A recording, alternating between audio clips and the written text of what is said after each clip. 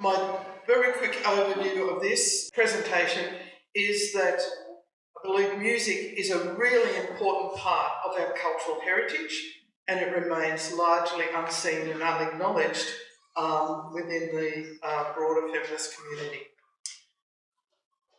We have lesbian musicians like Katie Lang and Deborah Cheetham, and they're widely acclaimed, and their visibility increases the general population appreciation of lesbian contributions to our cultural life. However, the music created by lesbians for lesbians is virtually unknown, despite it being a really fundamental element in our political actions and building our community. Deborah Cheetham, it's the same Deborah in those two photos. She was the chief of mission at the Gay and Lesbian Mardi Gras in 2006. 2 days later, she lost her job as a music teacher at the private school that she taught after this photo appeared on the front page of the Sydney newspaper. And that is Deborah singing at those iconic and so wonderful lesbian opera house concerts. There is a long history of music spreading political ideas and developing solidarity and actually developing social movements. Many have recognised the power of music. Giuseppe Verdi had numerous operas. A lot of his operas were very political, if you could read the subtext, which the audience could. And the evidence of this was when he died in 1901, his funeral happened in Milan, and there were 300,000 people marching in the streets about his funeral, singing one song, the Hebrew Slaves Chorus, the subtext of which was the unification of Italy. And that song was sung all over Italy that day that Verdi's funeral was held. However, the music written and sung by lesbians began in the early 1970s without any such hidden subcontexts. But much of this music has the same elements as memorable activist music and protest songs. Having been hidden for so long, lesbian music is full of passion and out there, in-your-face confidence about loving women and lesbian life. This music holds our personal and collective memories of being lesbians and is the basis of so much of our lesbian culture. It's part of our cultural heritage and history. Those collective memories, because of music, songbooks, and now wonderful places like Spotify and YouTube, our music has not faded from view or relevance. It is available to new generations to enjoy and gain strength from. Most of the most powerful songs have common elements. They meet the need for our well-being in the face of a lot of negativity. So there's an individual element. Good music in this context connects your heart to your mind, to ideas. There is an emotional response that often is a good feeling, whether dopamine's in your brain. These songs also speak of direct action. They have verbs and doing words in them. They are very good at spreading a social message, which is amplified today with things like YouTube and Spotify. And they also have, a lot of them will have a we in terms of building solidarity. The qualities of an effective one is that it must be singable. This is not a passive exercise. It has to have a simple melody, particularly for the non-singers like me. Repetitive's good. And again, there needs to be a direct message in order to create awareness and that sense of we. One of the songs that came from Green and Common demonstrates some of those principles.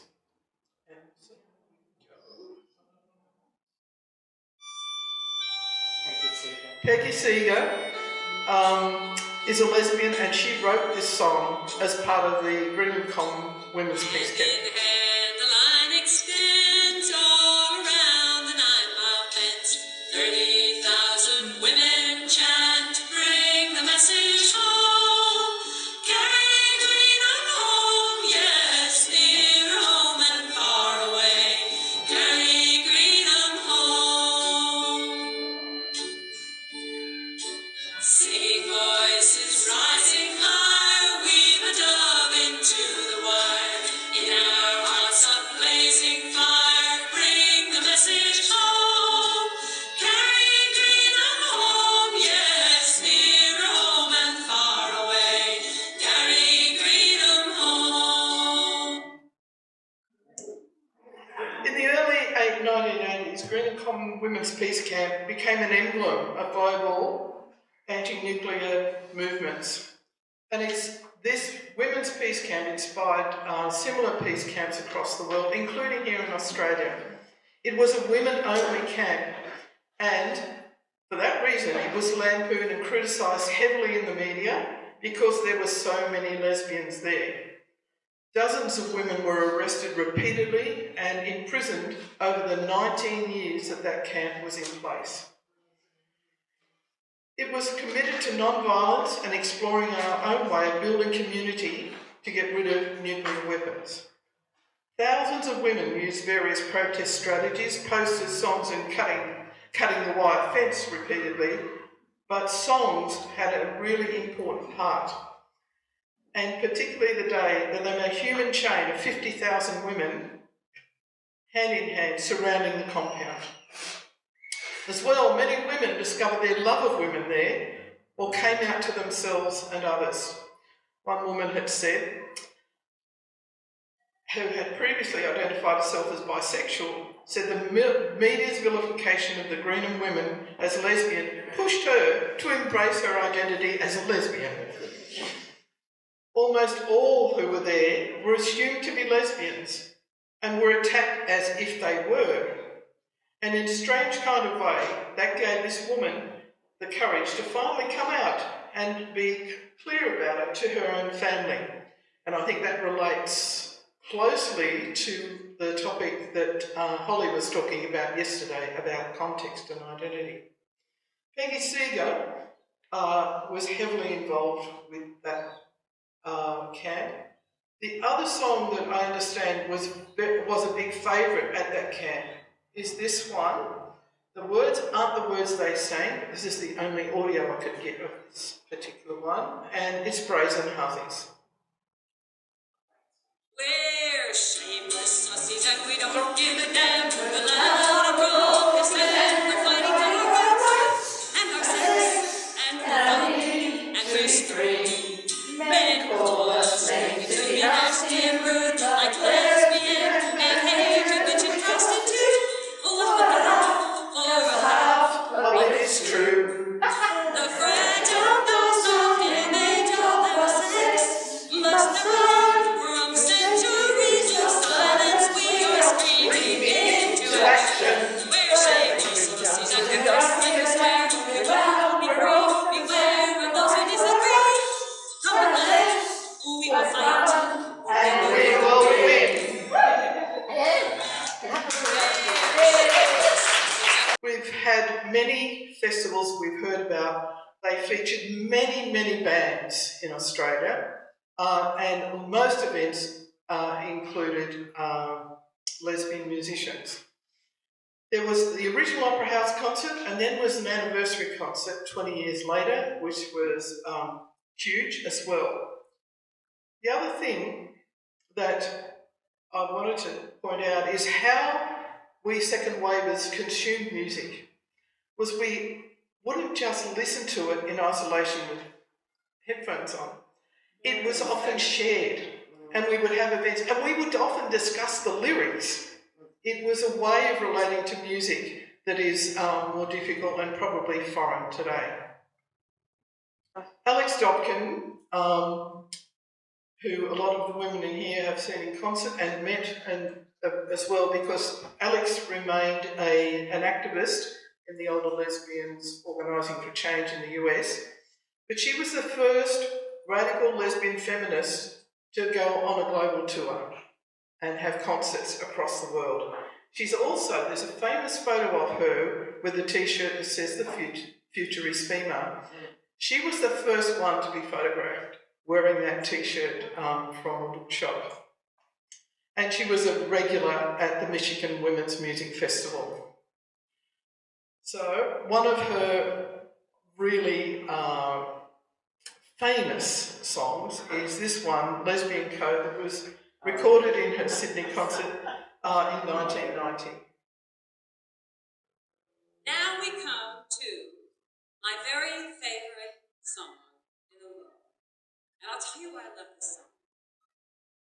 Not only is it fun to sing, but this song demonstrates so clearly that we have an international lesbian culture. You remember the last time I was in town, I was collecting code words. And I was asking you what kind of words you use as code with each other when you're out on the street, you see a likely looking woman, you have some word, some term that you use to check it out, right? So I went all over the place collecting these words, England, Scotland, Ireland, here in Aotearoa, and in the United States, and finally put them all into a song together. Strangely enough, it's called Lesbian.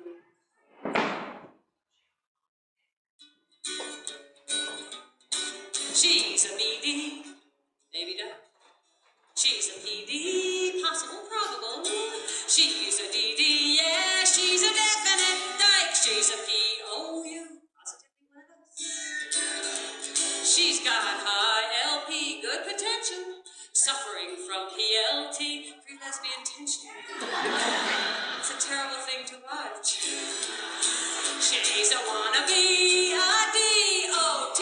Well, if she can't be a dyke today, she can be a dyke tomorrow. Then she'll be a DIT, a dyke in training, or an FDA. Future dyke of America, she'll be a Betty, a friend of Dorothy. She'll be a kind that's okay. Lesbian code. Is she Lithuanian? I know. Is she Lebanese? Well, she's gifted. She's Levesian, lesbonic, and I happen to know she's a vegetarian.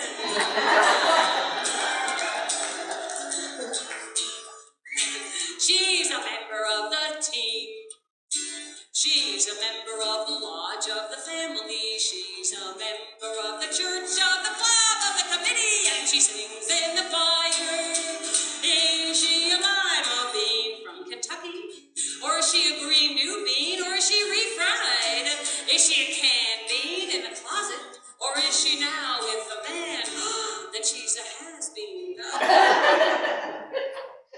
Okay, I need to cut it to move through. And there's so many. How do you choose? But we'll try and. It's another popular song of Alex's. We'll do what you must do to comfort you and calm you down and let you rest now.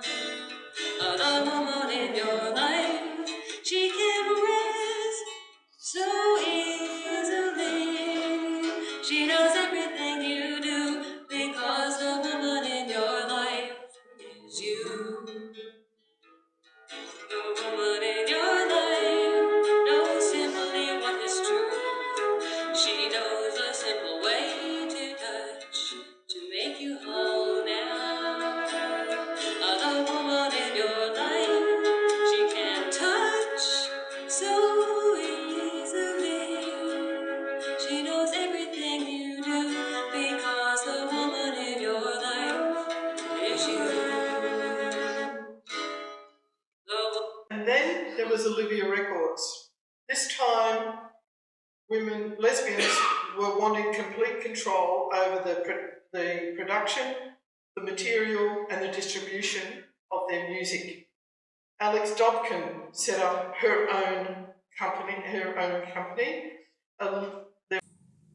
Olivia Records morphed into Olivia Travel, which I mentioned in the introduction, to create travel, holiday experiences and places for all lesbian and women, but they're largely all lesbians.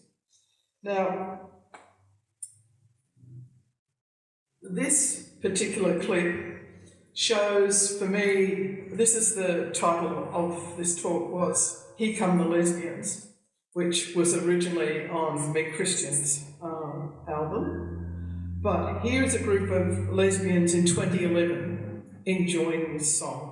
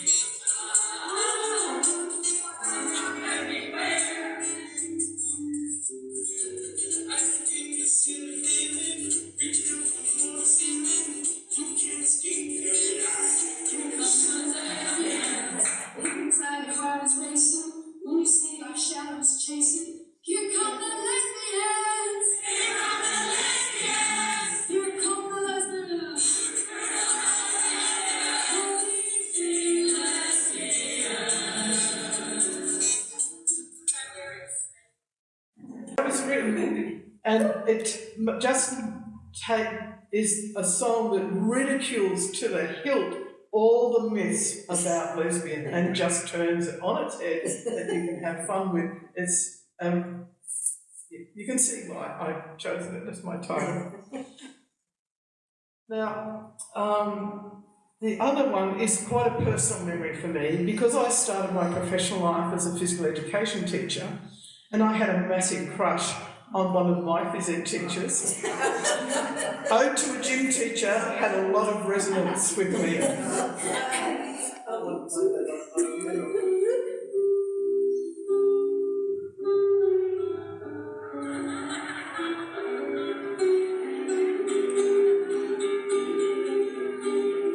She was a big tough woman, the first to come along, that showed me being female meant I still could be strong. And when graduation meant that we had to part, she'll always be a prayer on the pulpit of my heart.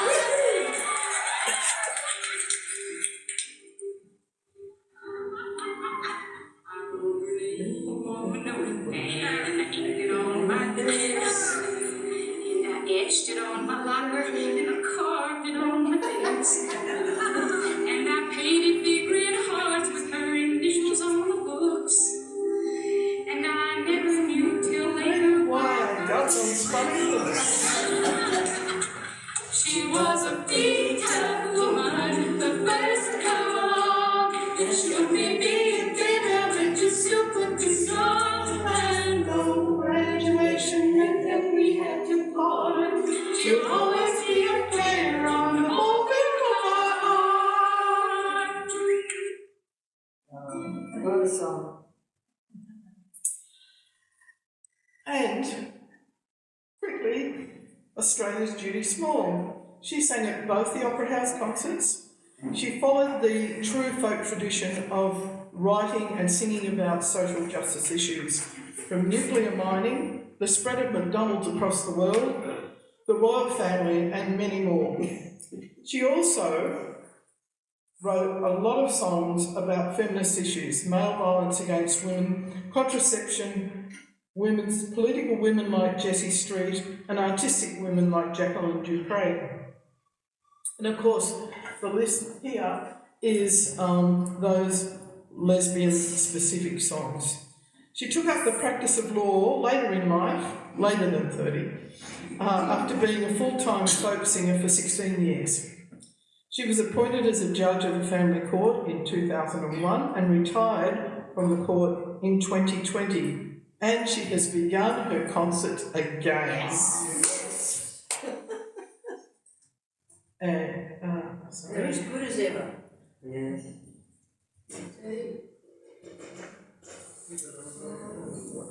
When I was a girl, Mama said to me, you can be a lesbian. Stand up for your rights, stand up and fight. You can be The Birds. a lesbian.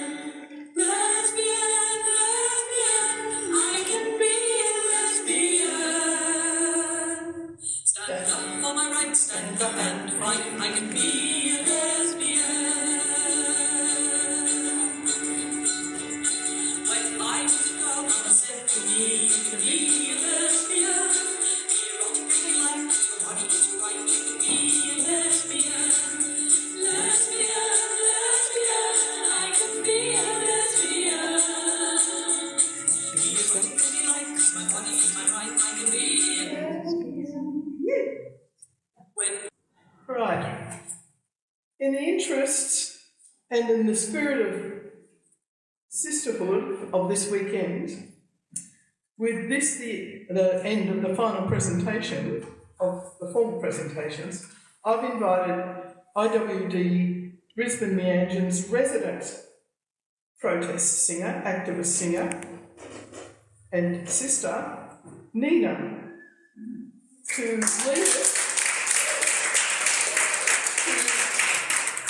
us all in a song written by Pat Humphries, a lesbian, and recorded by Judy Small. It's Never Turning Back, and I understand, but I wasn't there, that this particular song was an unofficial theme of the 1995 Women's Conference in Beijing. We're gonna keep on walking forward. Keep on walking forward. Keep on walking forward. Never turning back. Never turning back. We're gonna keep on walking proudly. Keep on walking proudly. Keep on walking proudly. Never turning back. Never turning back. We're gonna keep on singing loudly. Keep on singing loudly. Keep on singing loudly. Never turning back. Never turning back. We're gonna keep on loving boldly. Keep on loving boldly. Keep on loving boldly. Never turning back. Never turning back. We're gonna work for change together. Work for change together. Work for change together. Never turning back. Never turning back. We're gonna keep on walking forward.